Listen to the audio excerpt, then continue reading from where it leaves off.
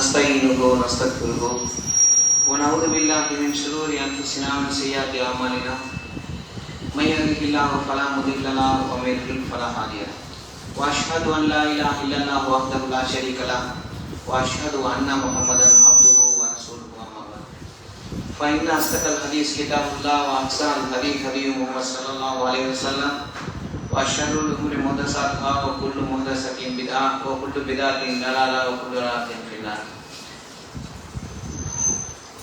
يا أيها الذين آمنوا اتقوا الله حق تقاته ولا تموتن إلا وأنتم مسلمون.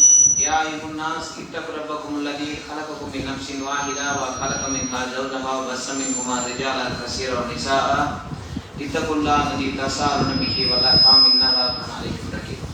ரப்பி ஷ்ரஹ் சத்ரி வயஸ்ஸிர் லி அம்ரி வஹ்லுல் உக்ததம் மின் லிசானி யஃகஹு கௌலி. அளவற்ற அல்லாஹ்வும் நிகழ்ந்த பெருங்குடியனாகிய அல்லாஹ்வின் திருப்பெயரால் ஆரம்பிக்கின்றேன்.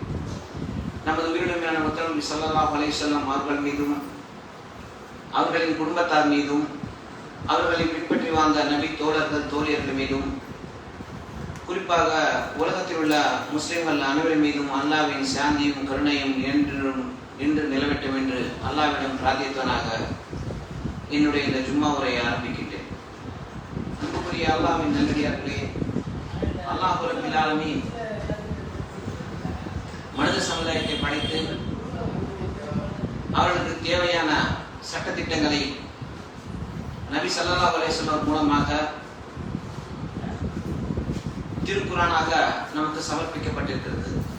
ஆகையால் ஒரு மனிதன் எவ்வாறு வாழ வேண்டும், எவ்வாறு வாழ்ந்தால் இந்த உலகத்திலும் மறுமையிலும் வெற்றி பெற முடியும் என்று முழுமையான விவரங்களை அடக்கியதுதான் அந்த திருமறை குர்ஆன்.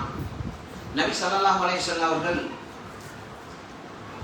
வாழ்ந்த காலத்திலேயே சில மனிதர்களை குறிப்பிட்டு இவர்கள் சொர்க்கவாசிகள் என்று நன்மாராய கூறினார்கள். சில சமயங்களில் அவர்கள் பெயர்களை சொல்லி இவர்கள் சொர்க்கவாசிகள் என்று நபி ஸல்லல்லாஹு அலைஹி வஸல்லம் அவர்கள் கூறினார்கள். அவர்களில் அபூபக்கர் சித்திக் ரலியல்லாஹு அன்ஹு அவர்கள், உமர் ரலியல்லாஹு அன்ஹு அவர்கள், உஸ்மான் ரலியல்லாஹு அன்ஹு அவர்கள், அலி ரலியல்லாஹு அன்ஹு அவர்கள், இப்படி பல நபித்தோழர்களை நபி ஸல்லல்லாஹு அலைஹி வஸல்லம் அவர்கள் குறிப்பிட்டு கூறியிருக்கிறார்கள். அதே போல் சில பண்புகள் உங்களிடத்தில் இருந்தால் நீங்கள் நிச்சயமாக சொர்க்கத்தில் செல்லலாம் என்று பொதுவாக சில விஷயங்களை கூறினார்கள். அதே போல்தான் நபி ஸல்லல்லாஹு அலைஹி வஸல்லம் அவர்கள் இந்த பண்புகள் உங்களிடத்தில் இல்லை என்று சொன்னால், முற்றிலும் நீங்கள் தவிர்த்து கொண்டால் இன்ஷா அல்லாஹ் சொர்க்கத்தில் செல்லலாம் என்று கூறிய சில பண்புகள், அதை நாம் தவிர்த்து கொள்ளணும். அந்த பண்புகள் நம் இடத்தில் இல்லை என்று சொன்னால் நாம் சொர்க்கத்துக்கு சென்று விடலாம் என்று நபி ஸல்லல்லாஹு அலைஹி வஸல்லம் கூறியிருக்கிறார்கள். இந்த விஷயத்தில் அந்த பண்புகள் நம்ம இடத்தில் இருந்தால் நாம் நரகத்துக்கு செல்வோம் என்று ஒரு செய்தியும் உள்ளடக்கி இருக்கிறது. அந்த பண்புகள் என்ன? முதலாவதாக அந்த பண்பில் முதலாவது பண்பு அல்கிபு, பெருமை, ஆணவம். இந்த பண்பு நம்ம இடத்தில் இருந்தால் நிச்சயமாக அது சொர்க்கத்தில் நம்ம நுழைய விடாது, நரகத்தின் பக்கம் விட்டு செல்லும் என்று நபி ஸல்லல்லாஹு அலைஹி வஸல்லம் கூறியிருக்கிறார்கள். அப்ப இந்த ஆணவம், பெருமை நம்ம இடத்தில் இல்லாமல் இருக்க வேண்டும். அப்படி ஒரு மனித வாழ்க்கையை நாம் வாழ்ந்தால் நிச்சயமாக நாம் மறுமையில வெற்றி கொள்ள முடியும். அப்ப நாம் என்ன செய்யணும்? இந்த பண்பை முற்றிலும் தவிர்த்து கொள்ள வேண்டுமா இல்லையா? முதலாவது நபி அல்லாஹ் ரப்பில் ஆலமீன் ஆதம் அலைஹிஸ்ஸலாம் அவர்களை படைத்து அவர்களுக்கு சத்தா செய்ய சொல்லி எல்லாரும் கட்டளையிட்டார்கள். மலக்குமார்களுக்கு எல்லாரும் கட்டளையிட்டார்கள். அந்த கட்டளையின் அடிப்படையில் எல்லாரும் சத்தா செய்யும் போது இப்லீஸ் என்ன செய்தான்? மறுத்து விட்டான். நான் சர்தா செய்ய மாட்டேன். அப்போ சர்தா செய்யாம தடுத்தது எது? அல்லாஹ் கேட்கிறான். உன்னை எதுப்பா தடுத்தது? நான் நெருப்பால படைக்கப்பட்டேன். இந்த ஆதம் இவர் மண்ணால தானே படைக்கப்பட்டாரு. ஆகையால நான் இவருக்கு எப்படி நான் சர்தா செய்ய முடியும்? மலக்குமாரெல்லாம் சர்தா செய்துட்டாங்க. ஆனா தடுத்தது எது? அந்த ஆணவம். அந்த இப்லீஸ் தடுத்தது ஆணவம் தானே.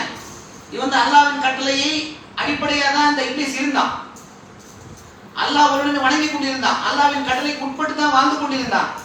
எந்த இடத்துல அவன் ஆணவம் வெளியானது, அல்லாஹ்வின் சேவத்துக்கு எப்போ அவன் ஆளானா என்று சொன்னால், இந்த ஒரு இடத்துல அல்லாஹ் கட்டளையிட்டானா இல்லையா, அல்லாஹ்வின் கட்டளை அடிப்படையில் நம்ம வாழ்க்கையை அமைத்துக் கொள்ள வேண்டுமே இல்லையா? இதை மீறினது எது? அவன் ஆணவம். அவன் ஆணவம் எப்படி வந்துட்டு அவனுக்கு நெருப்பால நம்ம படைச்சிருக்கான். இவர் மண்ணால படைச்சு இவர்கிட்ட போய் நம்ம சத்தா செய்ய சொல்றோமே, சொல்றான் நல்லா சொல்றான், எப்படி நான் செய்ய முடியும்? இந்த ஆணவம் வந்து அவன் என்ன செய்யுது? அல்லாஹ்வின் சாபத்துக்கு ஆளாகி இப்ப நம்ம என்ன செய்யறோம்? எல்லா தொழுகையிலும் கேட்டுட்டு இருக்கோம், சைத்தானை விட்டு பாதுகாக்கக்கூடிய அல்லாஹ், சைத்தானை விட்டு பாதுகாக்கக்கூடிய அல்லாஹ்.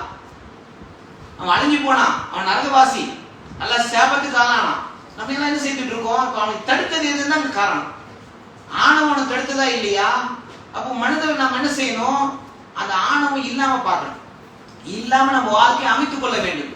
மனிதனுக்கு சர்வ சாதாரணமாகவே நம்ம என்ன ஒரு இந்த படைப்புக்கான அர்த்தத்தை நம்ம புரிஞ்சுக்கல. அல்லாஹ் நம்ம எப்படி படைச்சிருக்கான்? சிலரை விட சிலரை உயர்த்தி தாழ்த்தி அல்லாஹ் சமமா தான் படைச்சிருக்கான். நம்ம என்ன நினைக்கிறோம்? ஒருத்தருக்கு செல்வத்தை கொடுத்து விட்டான். அல்லாஹ் செல்வத்தை கொடுத்த உடனே அவன் இதெல்லாம் மாறிடுது. செல்வம் என்று வந்துவிட்டு அவன் நண்பர்கள் செயலாம் மாறிடும், அவனோட ஸ்டைல் எல்லாம் மாறிடும், லைஃப் ஸ்டைலே மாறிடும். மாறினா பிரச்சனை இல்லை, ஆணவம் அதோட சேர்ந்து வந்து ஏழைகள் கூட எல்லாம் பேச மாட்டான். ஏழைகள் யாருன்னா சலாம் சொன்ன பதில் சொல்ல மாட்டான். எதுக்குன்னா அவனோட ஸ்டைல் மாறி போயிட்டு பணக்காரன் செல்வந்தன் என்ற அடிப்படையில் அவன் செய்யறான், அந்த மாதிரி போறான். சில பேர் அழகா இருந்திருக்கூடாது, அவன் ஒரு ஸ்டாரா இருந்திருக்கூடாது, அவன் ஸ்டைல் எப்படி இருக்கும், அவன் பார்க்கறது அவன் நடைமுறை எல்லாம் வேற விதமா இருக்கும். அல்லாஹ் எப்படி படைச்சிருக்கான்? சிலரை விட சிலரை சிரிப்பிருக்கு. அதே சமயத்துல நமக்கு ஊர்ந்து கவனித்து பார்த்தால், ஆழமா கவனித்து பார்த்தால், அல்லாஹ் எல்லாரும் சமமாக படைச்சிருக்கான். எப்படின்னு பார்த்தா, இப்போ ஒருத்தருக்கு செல்வத்தை கொடுத்துருக்கான். அவன் வாழ்க்கையில பார்த்தா அவனுக்கு ஒரு திருமணம் ஆச்சோ, குழந்தை குட்டிட்டு இருக்காரு. அதே சமயத்துல ஆரோக்கியத்துல குறை வச்சிருப்பான். செல்வந்தனா இருப்பான், அவன் நினைச்சதெல்லாம் சாப்பிட முடியாது, நினைச்ச இடத்துல எல்லாம் போக முடியாது. இந்த கிளைமேட்டுக்கு நீங்க போக கூடாதுன்னு சொல்லிடுவான், அந்த ஊட்டிக்கு நீங்க போக கூடாது, கிளைமேட்டே பார்க்கக்கூடாதுன்னு சொல்லிடுவான், நீ வெயில் பக்கமே போக கூடாதுன்னு சொல்லுவான். அவனுக்கு ஒரு குறையா இல்லையா? இன்னொருத்தருக்கு அழகு இருக்கும். நம்ம எப்படி நினைக்கிறோம் சொன்னா, அவன் ஏற்றத்தாழ்வு எங்க வருது, ஆணவம் எங்க வருதுன்னு சொன்னா, மனிதர்கள்ல படைப்புகள்ல சில காரணங்கள் நம்ம படித்த வேண்டாம் பார்க்கிறோமா இல்லையா? அப்போ அந்த மாதிரி சமயத்துல என்ன ஆகுதுன்னு சொன்னா, நம்ம கிட்ட ஒரு ஆணவம் உள்ள வழங்குது. நம்ம கிட்ட செல்வம் வந்துடக்கூடாது, அழகு இருந்துடக்கூடாது, அறிவு இருந்துடக்கூடாது.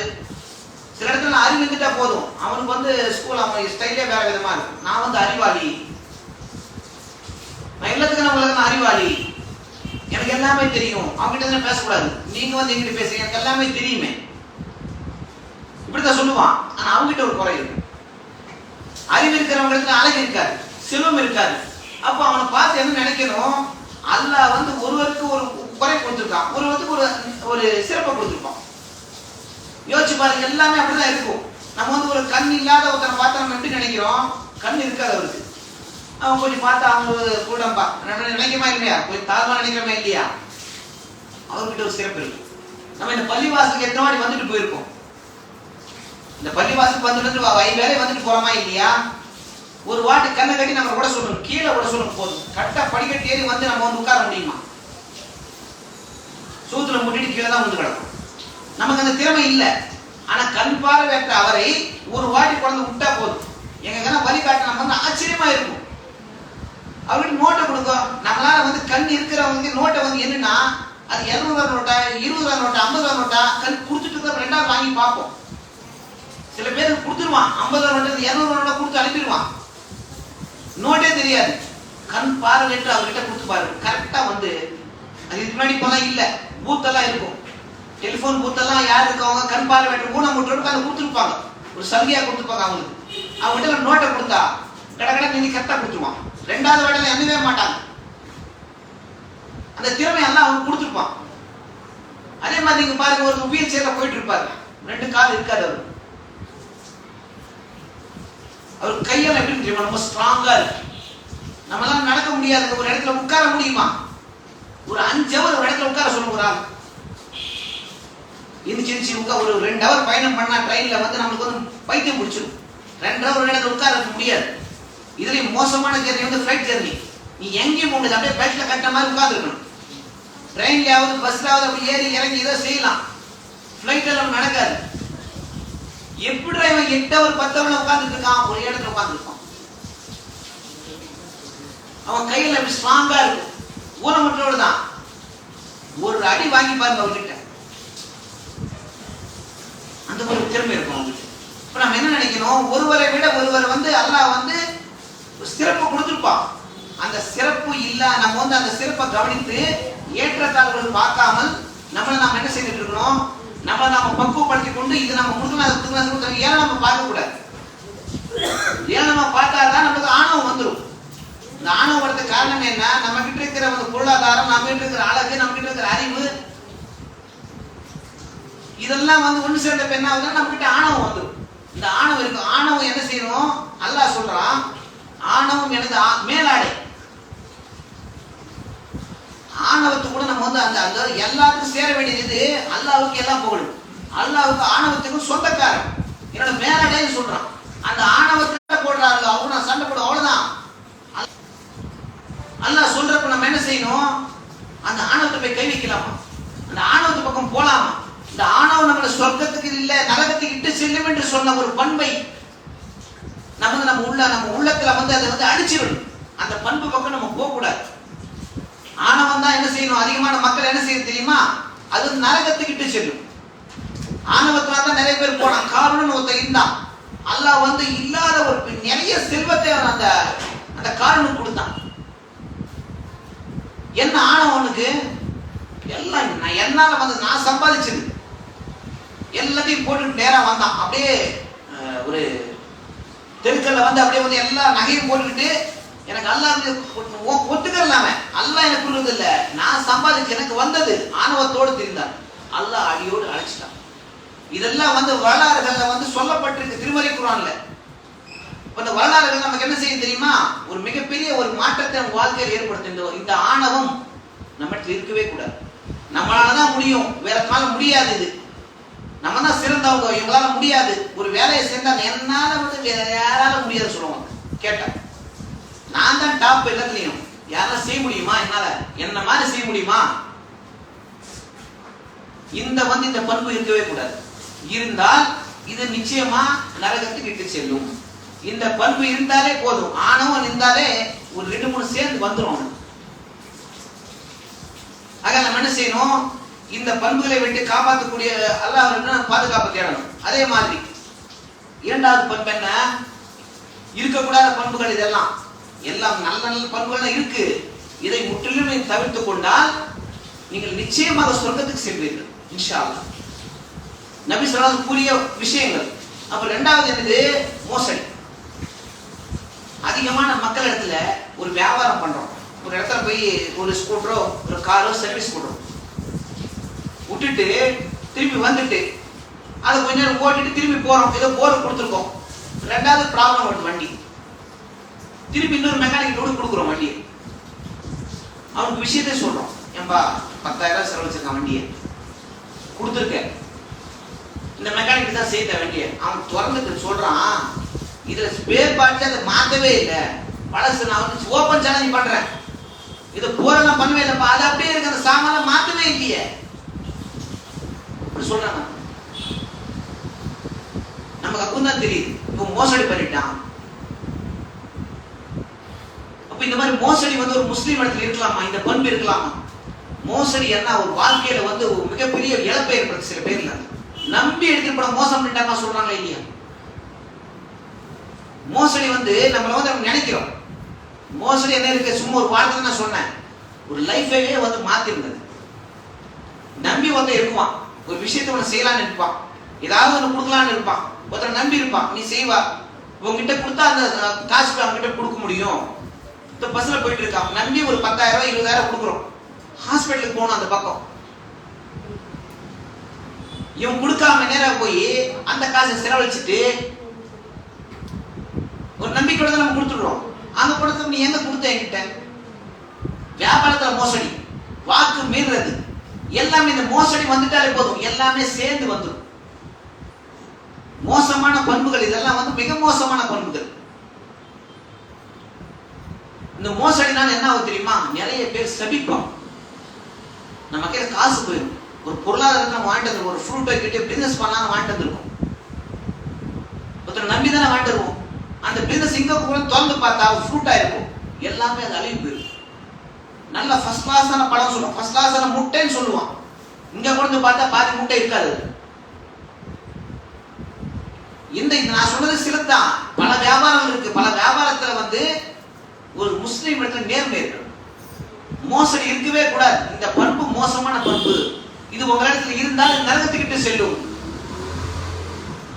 இதுக்கு முன்னாடி எல்லாம் பார்த்தா முஸ்லீம் கடையில் வாங்க நேர்மை இருக்கும்பா சொல்லுவாங்க. இஸ்லாம் வந்து தொடர்ந்து வந்ததே ஒரு வரலாறே இருக்கு. எப்படிப்பா இஸ்லாம் வந்து வளர்ந்து வந்தது? இந்த இந்தியா நாட்டுல இருந்து தூதர் வந்தாங்க, வந்திருப்பாங்க, அப்பப்போ வந்திருப்பாங்க. ஆனா கண்ணுக்கு எதிர வரலாறு என்ன? அரபி நாட்டுக்காரர் வந்து வியாபாரம் செய்ய வந்தார்கள். அங்கிருந்து பொருள்களை கொண்டு வருவாங்க. அந்த வியாபாரம் செய்யறப்போ அந்த வியாபாரத்தில் நேர்மை சொல்லி வைப்பாங்க. இந்த பொருள் இப்படி, இது இவ்வளவுதான். இந்த நேர்மை அவங்க காட்டியது எது? அவங்க சொல்றாங்க, நாங்க முஸ்லிம்கள் மோசம் செய்ய மாட்டோம், உண்மையை சொல்லுவோம், உண்மையை பேசுவோம். இந்த பொருளை வந்து இதற்கு இதுலதான் எங்களுக்கு பறக்கத்து இருக்கு. இப்படி வந்து அவங்க வியாபாரம் செய்த காரணத்தினால்தான் நிறைய பேர் ஈர்க்கப்பட்டு முஸ்லீம் எவ்வளவு நேர்மை எப்படி இருக்குப்பா. இஸ்லாம் அவங்களுக்கு சொல்லியிருக்கு கட்டளைகள். நேர்மையா இருக்கணும், உண்மையை பேசணும், மோசடி செய்யக்கூடாது என்று அவங்க சொல்லப்பட்டிருக்கு. இது பெரும் பாவம், அந்த பாவங்கள்ல இருந்து நரகத்துக்கு எடுத்துட்டு போக சொல்லப்பட்டிருக்கு. ஆகையால வந்து இந்த மோசடி செய்யக்கூடாது சொல்லப்பட்டிருக்க காரணத்தினால்தான் அவங்க வந்து அந்த மாதிரி நேர்மையான வியாபாரத்தை செய்தார்கள். ஆகையால வந்து இஸ்லாம் வந்து அவங்க ஈர்க்கப்பட்டு நிறைய பேர் முஸ்லீம்களை மாறின காரணமே அவங்க செய்த பிசினஸ், நியாயமான மோசடி இல்லாத ஒரு வியாபாரம்.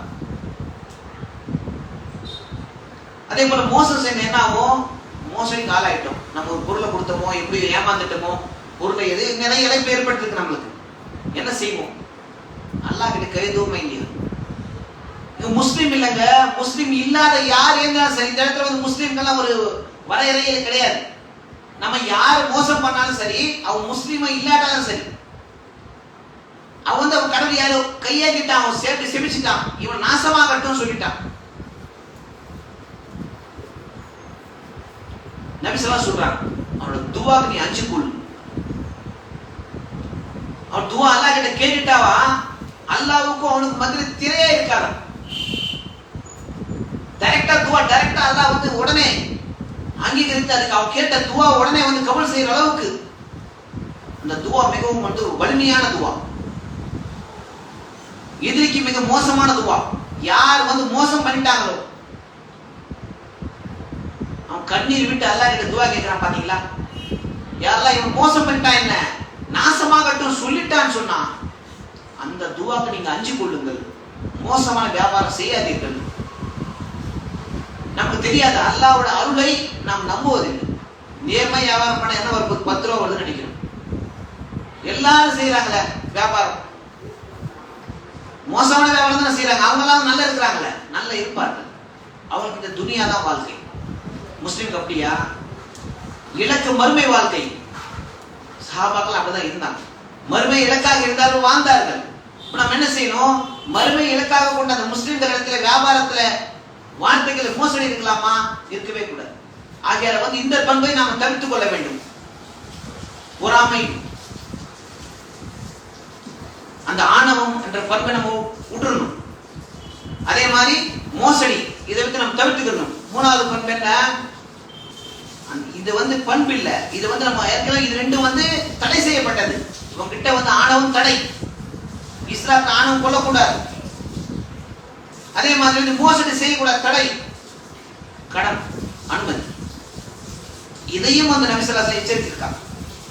அனுமதிக்கப்பட்ட ஒன்றை இது வந்து உங்க இடத்துல வந்து இருந்தால், கடன் அனுமதிக்கப்பட்டது தானே, இருக்கலாமே, இருக்கலாம். இந்த கடன் உங்க இடத்துல நீங்க வாங்கிட்டீங்கன்னு சொன்னா உங்க விஷயத்துல வந்து உங்க உங்க நற்குணங்கள் மாறிவிடும், உங்க செயல்பாடுகள் சேஞ்ச் ஆயிடும். ஒரு கடன் வாங்கின ஒருத்தங்கிட்ட நீங்க பாருங்க, அவனை பரிசோதித்து பாருங்கள். கடன் வாங்குறதுக்கு முன்னாடி அவனோட வாழ்க்கையும் கடன் வாங்கின பிறகு அவன் வாழ்க்கையும் நீங்க பார்த்தீங்கன்னு சொன்னால், நபி ஸல்லல்லாஹு அலைஹி வஸல்லம் கேட்கிறாங்க, அவரு நபி ஸல்லல்லாஹு அலைஹி வஸல்லம் தொழுகைக்கு பிறகு கடனை பத்தி பாதுகாப்பு முடியாத, இந்த கடன் இல்லாத பாதுகாப்பு முடியாத, கடன் வாங்காம பாதுகாப்பு முடியாத நல்லா துவா செய்யறாங்க. நபி தோழர் கேட்கிறாங்க, அல்லாஹ்வின் தூதரே, கடன் அங்கீகரிக்கப்படுதானே, இதுக்கு எதுக்கு அந்த மாதிரி துவா செய்றீங்க? இது ஹராமா? கிடையாது, கிடையாதுப்பா.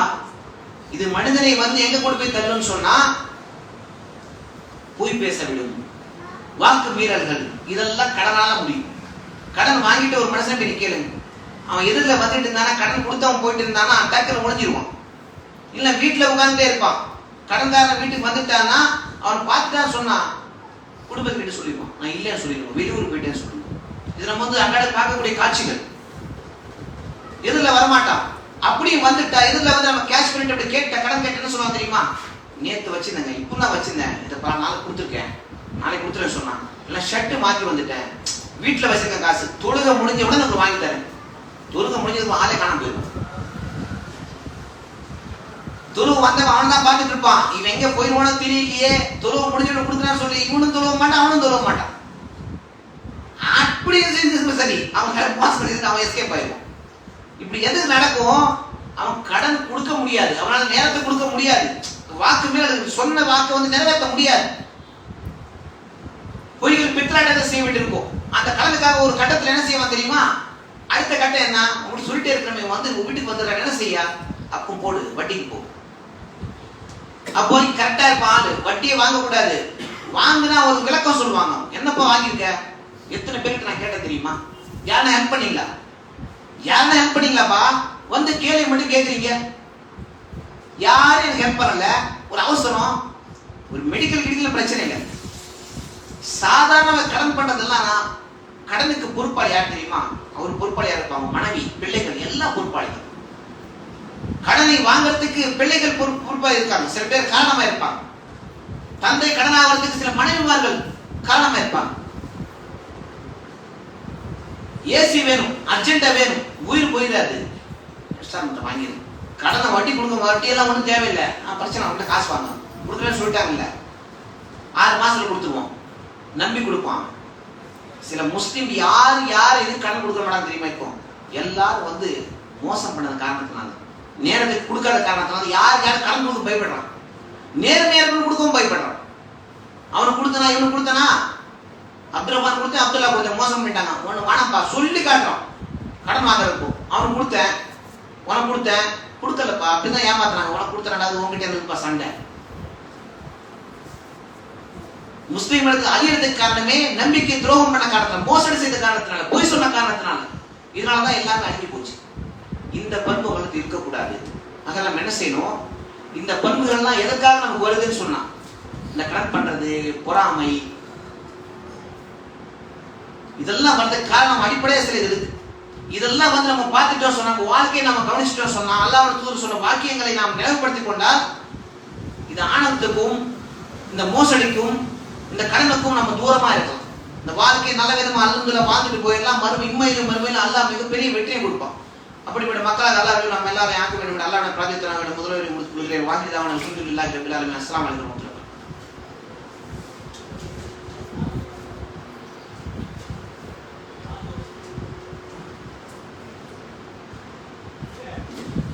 அஸ்ஸலாமு அலைக்கும் வரஹ்மத்துல்லாஹி வபரகாத்துஹு.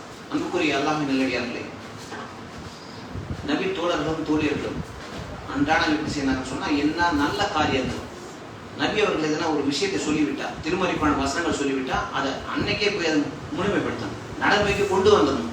இப்படிதான் அவங்க வந்து போட்டி போட்டார்கள், நன்மைகளுக்கு முந்திக் கொண்டார்கள், நாளைக்கு மறுமைக்கு அஞ்சினார்கள், சொர்க்கமே இலக்காக வாழ்க்கையை வாழ்ந்து கொண்டார்கள். இப்படிப்பட்ட வரலாறுகள் எத்தனை நம்ம பார்த்துருக்கோம். சில வரலாறுகளை நம்ம உள்ளங்களை வந்து உள்ளம் ஆழமா நம்ம பதியணும். நம்ம வாழ்க்கையில வந்து மாற்றத்தை ஏற்படுத்த வேண்டும். நபி ஸல்லல்லாஹு அலைஹி வஸல்லம் உட்கார்ந்துருக்காங்க, சபையில உட்கார்ந்து பார்த்துட்டு இருக்கும்போது எதனா சொல்லுவார்களா, என்ன விஷயம் சொன்னா நம்ம நடைமுறைப்படுத்தணும், அவரோட எதிர்பார்த்து கொண்டு நபி தோழர்கள் தோழியர்கள். அந்த சமயத்துல வந்து நபி ஸல்லல்லாஹு அலைஹி வஸல்லம் சொல்றாங்க, இப்போ பள்ளிவாசலுக்கு ஒரு ஆள் வருவார், உள்ள சொர்க்கவாசி. ஆச்சரியமா இருந்தது. ஏற்கனவே சொல்லப்பட்ட நன்மாராயண சில பேர் இருக்காங்க, புதுசா யாரும் வரப்போறாங்களோ தெரியல, அது யார் வரப்போற பயங்கரமா வர்றாரு, ஒரு சொர்க்கவாசின்னு சொல்லிட்டாங்கன்னா இவங்க ஏதோ பெரிய வாகனத்துல வரப்போறாங்க, எல்லாரும் ஆட்டோ பார்த்துட்டு இருக்காங்க, அவரோட பார்த்துட்டு இருக்காங்க. ஒரு சாதாரண ஏழை அப்படியே வந்துட்டு சிறுபழந்து ஓடி விட்டுட்டு கொசு தண்ணி வந்து அவர் தலைமையில தாடி மேலே ஓடுவிட்டு அப்படியே வந்துட்டே சிறுப்படுத்தி கொண்டு அந்த நபி தோழர் உள்ள வர்றார். அவர் பேர் குறிப்பிடல. உள்ள வந்து பார்த்துட்டு சாதாரண நினைச்சிட்டாங்க, வந்தவர் சிறப்பித்து அவங்களுக்கு வந்து தெரியல, அவங்களுக்கு இல்லை எப்படியோ அது வந்து மனது அவ்வளோ ஆர்வமாக ஏற்றுக்கொள்ள இவருக்கு சொர்க்கவாசியாக விட்டான். இரண்டாவது முறை நபி ஸல்லல்லாஹு அலைஹி வஸல்லம் இரண்டாவது நாள் இப்போது சொர்க்கவாசி வருவார். இரண்டாவது அவரோட எதிர்பார்த்தாங்க. சிறந்த மனிதர் பெரிய ஆளா ஒரு வரப்போறாரு, யாரா வரப்போறாங்க பார்த்தா அதே நபர் அதே மாதிரி ஜனாசட்ட மாதிரி அதே ஒரு இடத்துல செருப்பு கையில் எடுத்துக்கிட்டு அப்படியே வந்துட்டு இருக்காரு. மூணாவது நாளும் சிறப்பித்து அதே மாதிரி சொல்றார் நபி ஸல்லல்லாஹு அலைஹி வஸல்லம் சொர்க்கவாசி வருகிறார். அதே மாதிரி வர்றாரு. சிறுபெட்டு அப்படியே சொட்ட வடிஞ்சுக்கிட்டு அந்த உருவெடுத்த தண்ணி வடிஞ்சிட்டு அப்படியே உள்ள வந்துட்டு இருக்காரு. அவரு பார்த்த உடனே ஒரு நபி தோழருக்கு ஒரு நல்ல ஒரே ஆவல். அவருக்கு என்ன இவருக்கு சொர்க்கவாசி எப்படி சொல்லிட்டாரு. அவரை பத்தி சரியா அறியாம இருக்கலாம். இதுக்கான சில பேர் ஒவ்வொரு பிரபலமான சில நபி தோழர் இருக்காங்களா இல்லையா? அபூபக்கர் சித்திக் ரலியல்லாஹு அன்ஹு தெரியும், உமர் ரலியல்லாஹு பத்தி தெரியும், உஸ்மான் அலி ரலியல்லாஹு பத்தி தெரியும். இப்ப அந்த நபி தோழர் எப்படி சிறந்தவர், எப்படி சொர்க்கவாசி ஆனார்? நபி ஸல்லல்லாஹு அலைஹி வஸல்லம் சிறப்பித்து 3 நாட்கள் சொன்ன 3 நாள் வந்துட்டு இருக்காரு. இவர் எப்படி சிறப்பித்தவர் என்று பார்த்தா இவரை போய் தெரிஞ்சுக்கிறோமே. நமக்கு ஆவல் இருக்குமா? எங்கேயாவது ஒரு நற்காரியம் நடக்குது, நல்ல காரியம் நடக்குது, ஒரு ஜனாசா இது நடக்குது, அதில் போய் கலந்து கொண்டா நன்மைகள் கிடைக்கும். யாருக்கும் வேலை இல்லை, வெளியே சேர்த்து போக முடியும். போனால் 2 கிராத் நன்மை, அடக்கம் பண்ணுறதுக்கு இல்லை. இந்த மாதிரி நன்மைகள் இருக்கு. இவர் இப்ப போகணும் அவர் வீட்டுக்கு. அப்போ மேல பைக் எடுத்து டக்குன்னு போயிட முடியாது. அவர் வீடு எங்க இருக்கு பார்க்கணும், இவர் அவர் கூட போகணும், அந்த வீட்டுல எப்படி தங்கணும், அவர் எல்லாம் எப்படி நமக்கு தெரியாது. இவர் எப்படி தங்கணும்னு கேட்டா அவர் ஒரு வாட்டி மறுத்துட்டாருன்னு சொன்னா ஸ்ட்ராங்கான ஒரு எவிடன்ஸ், ஒரு நல்ல காரணத்தை சொல்லணும். உடனே நேரா போறாரு அவர் கிட்ட போய். ஆவல் இவர்கிட்ட எப்படி சொர்க்கவாசி ஆனார், அந்த பண்பு என்ன இவருக்கு நம்ம தெரிஞ்சுக்கிட்டு அந்த பண்பை நாம பயன்படுத்தி கொண்டு அந்த பண்பை நம்ம வாழ்க்கையை நடைமுறைப்படுத்தி நம்ம சொர்க்கவாசி ஆக வேண்டும் என்று சொல்லி அவர்கிட்ட நேரா போறாரு. போய் சொல்றாரு அவர்கிட்ட போய், அல்லாமே நானே நான் சத்தியம் செய்து விட்டேன், எங்க தகப்பனார் கூட எனக்கு சண்டை, நான் வீட்டுக்கு போக முடியாது, இப்ப மனசு மாறிட்டேன், வீட்டுக்கு போக முடியாது, சத்தியம் செய்துட்டேன். இதற்காக நான் என்ன செய்யணும், உங்கள்கிட்ட தங்கிடலாமா? ஒரு 2 நாள் 3 நாள் தங்கிடுறேன். 3 நாள் 3 முறை நபி ஸல்லல்லாஹு அலைஹி வஸல்லம் சொன்ன காரணத்தினால 3 நாட்கள் அவரோடு இருக்க வேண்டும். அவர் சொர்க்கத்துக்குரியவர் ஆக்கிய அந்த பண்பு எது என்று பார்க்க வேண்டும் என்று சொல்லி அவர் போய் சொல்லிட்டு அவர் வீட்டுக்கு போறார். அப்துல்லா அம்ரு பின் நாஸ் என்று சொல்லக்கூடிய ஒரு யங்ஸ்டர் வீட்டுக்கு போறார். அவர் வீட்டுக்கு போயிட்டு 3 நாள் தாங்க. ஒரு வீட்டுல இருந்து இன்னொரு வீட்டுக்கு போய் 3 நாள் தாங்க நம்மளால முடியாது. நம்ம வீட்டை விட்டு வேற வீட்டுக்கு போனாலே சரி, அது எப்படியாவது இருக்கட்டும். நம்ம வீட்டுல உட்கார்ந்த மாதிரி வருமா, நம்ம வீட்டுல சாப்பிட்ட மாதிரி வருமா சொல்றோமா இல்லையா? எப்படியாவது சரி நம்ம வீட்டுக்கு வந்துடும் சாயத்துக்குள்ள. அந்த வீட்டுல போய் 3 நாள் தங்கணும். 3 நாள் தங்கறதுக்கான எல்லா இதையும் சேர்த்துட்டாரு. அவரு அங்க போய் இருக்கிறாரு. 3 நாள் ஆயிட்டு வரும்போது அவர்கிட்ட உண்மையை சொல்றாரு. அவர்கிட்ட நபித்தோடு சொல்றாரு, சத்தியமா நான் போய் சொல்லிட்டேன், எங்க அப்பா கூட தக்காளி கூட எதுவும் சண்டைகள் கிடையாது. ஆனா ஒரு விஷயம் உங்ககிட்ட ஒரு பண்பு இருக்கு. நபி ஸல்லல்லாஹு அலைஹி வஸல்லம் பர்టిక్యులரா 3 நாள் தொடர்ந்து சொன்னார், சொர்க்கவாசி வருகிறார், சொர்க்கவாசி வருகிறார், சொர்க்கவாசி வருகிறார். அந்த சொர்க்கவாசி நீங்கள் என்ற காரணம் எப்படி உங்களை சொர்க்கவாசி? உங்ககிட்ட அப்படி என்ன பண்பு இருக்கு? ஓ, வணக்க வழிபாடுகள் நீங்க இஷாக்கு ஆரம்பிச்சா ஃபஜர் வரைக்கும் விட மாட்டீங்க போல, அப்படி தொழுகையில அந்த மாதிரி இருக்கு போல, அந்த மாதிரி தான தர்மங்களை எடுத்து கோடி கோடியா கொடுக்க போறீங்களா? அப்படி நீங்க பெரிய பணக்காரனா தெரியல, வணக்க வழிபாடுகள் அதிகமா இருக்கும் என்ற எண்ணத்தோட நான் வந்தேன். 3 நாள் அவங்க கூட வந்திருக்கேன். ஆனா நீங்க பெருசா ஒன்றும் செய்யலையே. இன்னைக்கு 2 ரக்காத்துக்கு ஃபஜர் தொழுறீங்க, நேரா வரீங்க, எல்லாம் நாங்க செய்த மாதிரி தான் செய்துட்டு இருக்கீங்க. நீங்க சொர்க்கவாசின்னு சொல்றதுக்கான ஒரு பர்டிகுலரா ஒரு ஸ்பெஷலா எதுவுமே நான் உங்களுக்கு பார்க்கலையே, ஒரு பண்பை நான் பார்க்கலையேன்னு சொல்றாரு. அப்போ அவர் சொல்றாரு, நீங்க பார்த்தது உண்மை, இதுதான் நான் செய்துட்டு இருக்கேன். எல்லா நேரத்துக்கும் போய் தொழுவேன், 2 ரக்காத்து வீட்டுல தொழுவேன், போயிட்டு இருக்கேன். இதை தொடர்ந்து நான் பெருசா நம்ம அந்த மாதிரி ஒரு ஆள் சொல்லிட்டா நம்ம எப்படி இருக்குவோம்? நான் எப்படி தெரியுமா, நான் தலைகீழ நடந்து போய் பள்ளிவாசல் சொல்லுவோம். ஒருத்தவங்க சொல்லிட்டாங்க அது சொர்க்கவாசி நபி ஸல்லல்லாஹு அலைஹி வஸல்லம் சொன்னதுக்கு அப்புறம் இன்னும் நம்ம நல்லா தடுக்க முடியுமா? எப்படி எல்லாம் பேசுவோம்? ஒண்ணுமே இல்லை, இதுதான் நான் சேர்த்த பண்பு சொல்லுவோம். சொன்ன பிறகு அவர் சொல்றாரு, அவர் போயிட்டு இருக்காரு. இப்ப இவ்வளவுதானா, என்ன தெரியல, எனக்கு ஸ்பெஷலா தெரியலையே. சரி, அவர் போயிட்டு இருக்காரு. அவர் 2 கூப்பிடுறாரு, நீங்க பார்த்த செயல்பாடுகள் எவ்வளவுதான், ஆனா என்கிட்ட ஒரு பண்பு இருக்கு. அந்த பண்பு என்ன? நான் யார் எந்த முஸ்லீமுக்கு அல்லாஹ்வின் அற்புடை கொடுத்துட்டான்னு சொன்னான், ஒரு ஹைலைட் வந்துட்டான்னு சொன்னான், பெரிய பணம் வேணும் செல்வத்தை கொடுத்துட்டான்னு சொன்னான், பார்த்து நான் ஒரு நாள் பொறாமைப்பட மாட்டேன். அவர் சொல்றாரு, நான் பொறாமைப்பட மாட்டேன். அல்லாஹ் எனக்கு கொடுத்தது நான் திருப்தி கொண்டு இருப்பேன்.